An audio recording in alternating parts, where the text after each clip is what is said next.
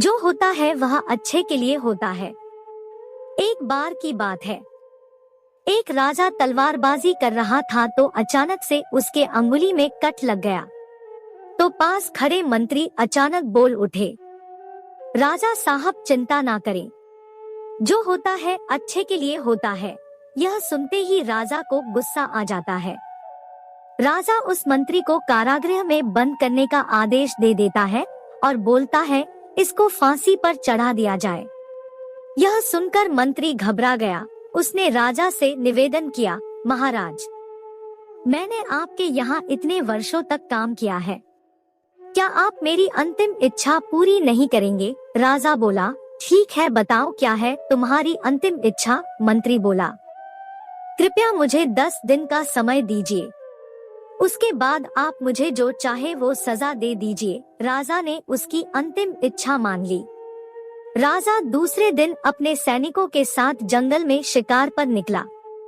जंगल के बीच में राजा अपने सैनिकों से बिछड़ गए और रास्ता भटक गए। रास्ता ढूंढते हुए राजा वनवासियों के बीच पहुंच गए, जो बलि देने के लिए किसी को ढूंढ रहे थे।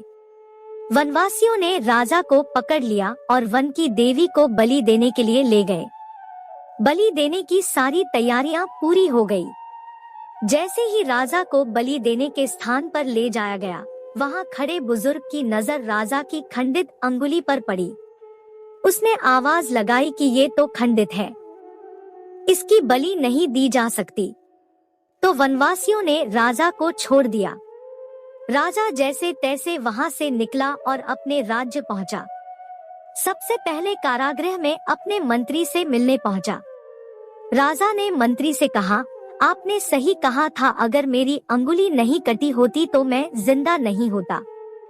यानी जो होता है वो अच्छे के लिए होता है। राजा ने फिर पूछा, मेरा तो फायदा हुआ, लेकिन आपका कैसे फायदा हुआ? मैंने तो आपको सजा दी। मंत्री बोला, मैं आपके साथ शिकार पर हमेशा रहता हूँ, उस दिन भी रहता, लेकिन मेरे खंडित नहीं होने के कारण मेरी बलि चढ़ जाती, इसलिए मेरे साथ भी जो हुआ अच्छा हुआ।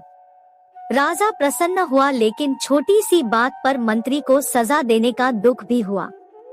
इसलिए राजा ने मंत्री को कारागृह से निकलकर फिर से अपने साथ रख लिया। शिक्षा, मोरल। दोस्तों, अपने जीवन में भी बहुत से उतार चढ़ाव आते रहते हैं। कभी कभी कुछ चीजें मन मुताबिक नहीं होती हैं। इस कारण से कभी निराश नहीं होना चाहिए। हमेशा याद रखें, जो होता है अच्छे के लिए होता है। भले ही कुछ अच्छा हो या न हो, लेकिन उस परिस्थिति के प्रति सकारात्मक नजरिया रखने से उसका प्रभाव बहुत कम हो जाता है।